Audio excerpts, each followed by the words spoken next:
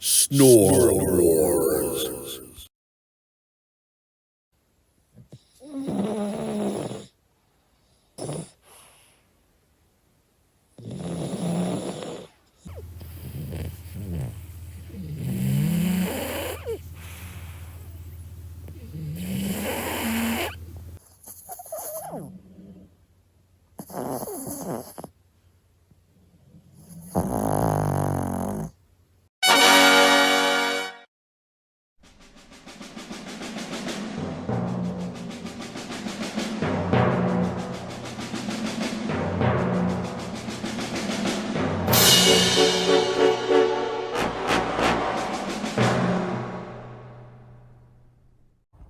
Hello there, another week, and I thought I'd give you a bit of an update on what's been going on.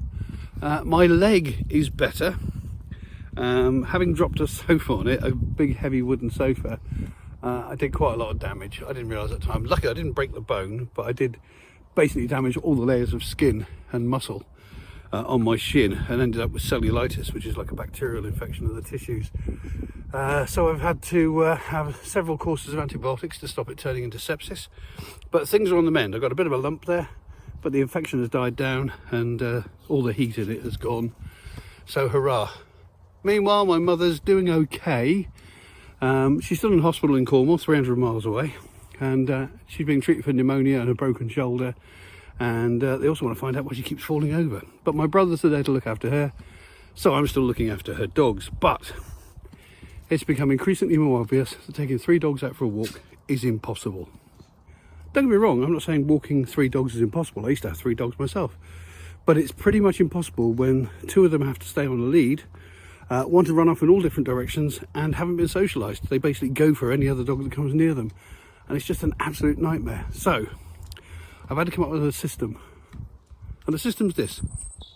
At sort of lunchtime time, so you know, sort of 1 o'clock, 12 o'clock, something like that, I take Harris out now for a nice long walk like we're having at the moment.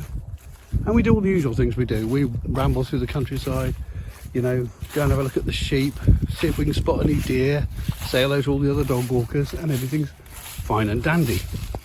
But then around mid-afternoon, you know, when I'd have a sort of mid-afternoon cup of tea, biscuit, except, you know, probably about 3ish, 4ish, depending whether I'm teaching or not, of course. I'll have a break from marking or whatever work I'm doing, and I'll take the other 2 out. There's usually fewer people around walking their dogs.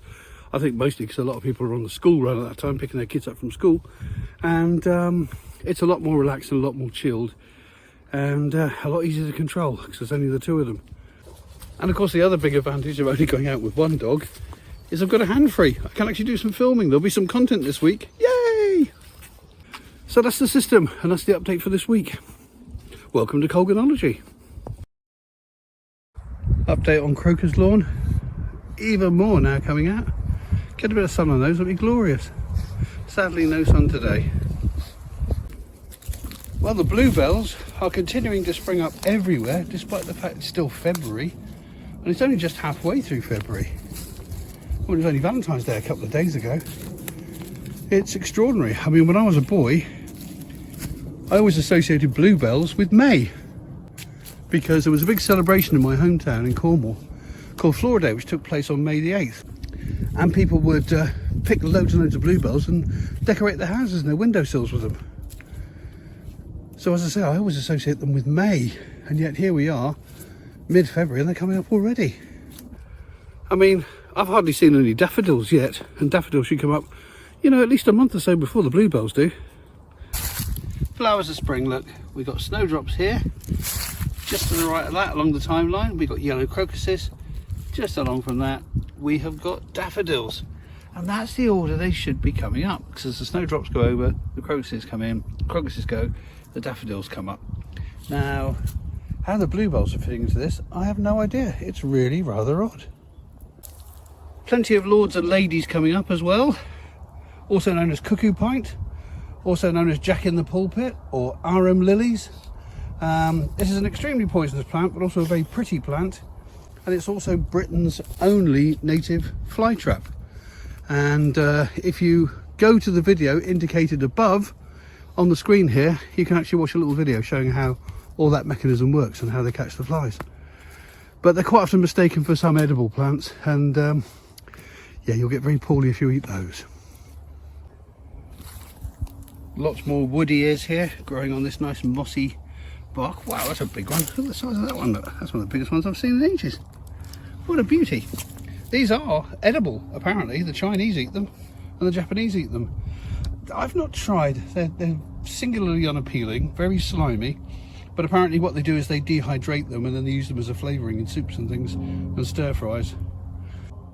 Maybe one day I'll give it a try, but not today, eh? Well, I moan about helicopters, but my god, chainsaws, they're just as bad. Well, we've actually got an unexpectedly nice day. The sun is out, it's about 6 degrees, although when the wind starts up it can be a bit colder. Oh, and there go the chainsaws again. And yeah, apart from the noise, it's really rather splendid out here. These two are enjoying it anyway, and I'll be out a little bit later taking Harris out. I don't think there's any part of this walk today I'm going to be able to escape that noise. I said 2 chainsaws going at the moment. Sounds like a Formula 1 track. Blooming heck. Oh, they finally stopped with the chain. Oh, no, they haven't stopped with the chainsaws.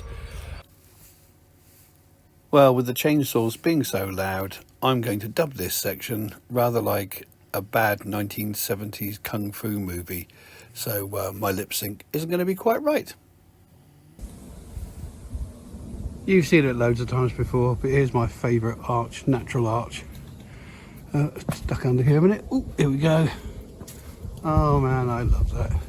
I never tire of looking at that. Isn't it beautiful? Absolutely beautiful. Right, duck under the next tree and onwards. Bluebells everywhere coming up.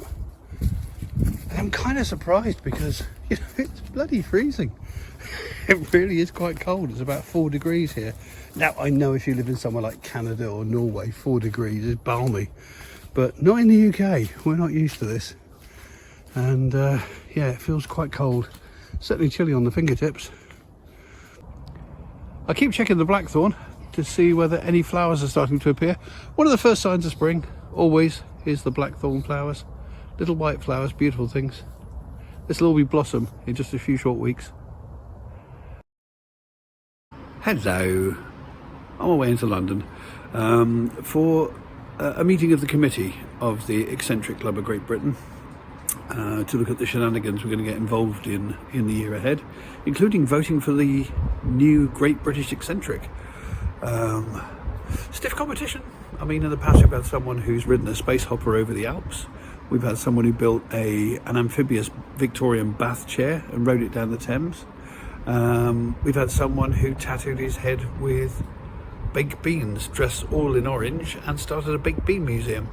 So yeah, we got some corkers in the gang, and it'll be nice to see them. Anyway, I'll take you into London with me. Well, that's not a good start, is it? It's okay though. I can get a train from here to West Ruislip and then jump onto the London Underground network there and go in that way. What a nightmare though. Oh look, I work there.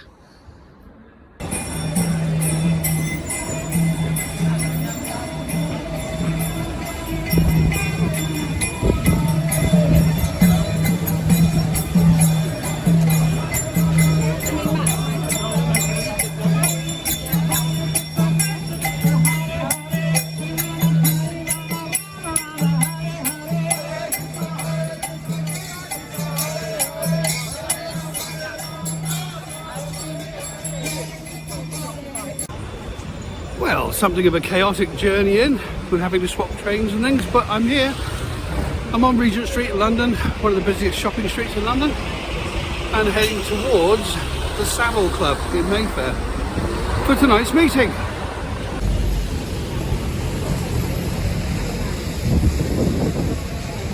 The Apple store, so huge, it's got trees growing inside it.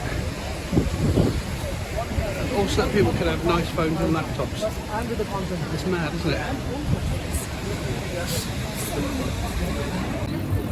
Well, that's Hamley's over there, probably the most famous toy shop, possibly in the world, but certainly in London and certainly in England. 4 floors of toys, and in the past any new toy that came out was always first debuted at Hamley's. Other than that, it's all red London buses and taxis, like some enormous cliche. That closed down building, empty building in front of me, quite a good bit of real estate actually for central London. That used to be West End Central Police Station. I used to work there on the 2nd floor back in the days when I was dealing with the vice industry.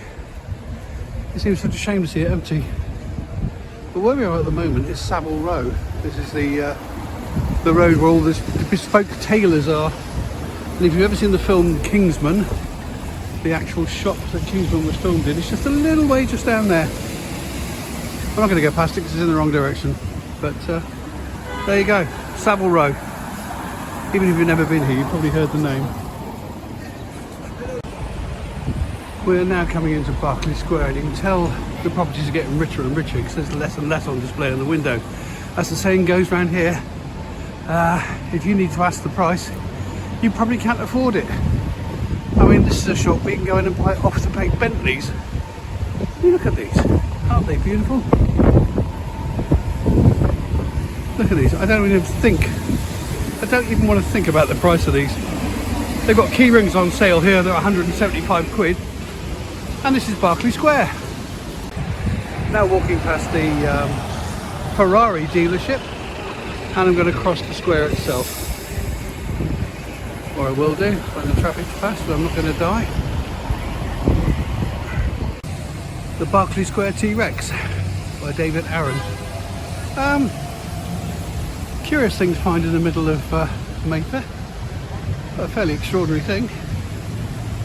I'm sure there's a very good story behind it, but I have no idea what that story is.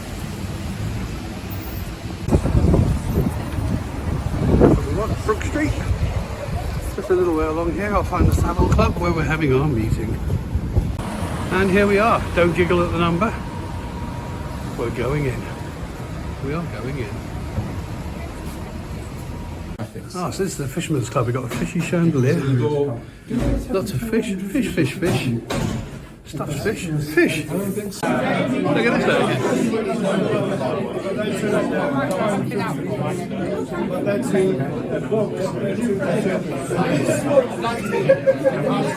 It's all going rather well. This is Lyndon, who you might remember from the Foliologist video. Yes, that's right. And yes, with our fellow eccentrics, having a lovely time. Even the toilets are ridiculously posh. I mean, look at this. Shoes on kids. Oh my word. I thought I'd end this week with a little look into what's been happening in the 365-day doodle pad. Some odd stuff, you know, some quite silly stuff, some quite more serious stuff, some slightly scary stuff. Yeah, it's just whatever takes my fancy on the day, whatever I feel like doing, and whatever medium's to hand. Sometimes it's just a red biro. Sometimes it involves pens, sometimes it involves pencils. And it's not all rocks and things. That's actually the mask worn by the devil in the Helston Hallam Tower on May the 8th every year down in Cornwall. And I'm not sure what that's all about. I think it's just a stylised version of these standing stones. Anyway, that's it for this week. I'll see you next week. Toodle-pip.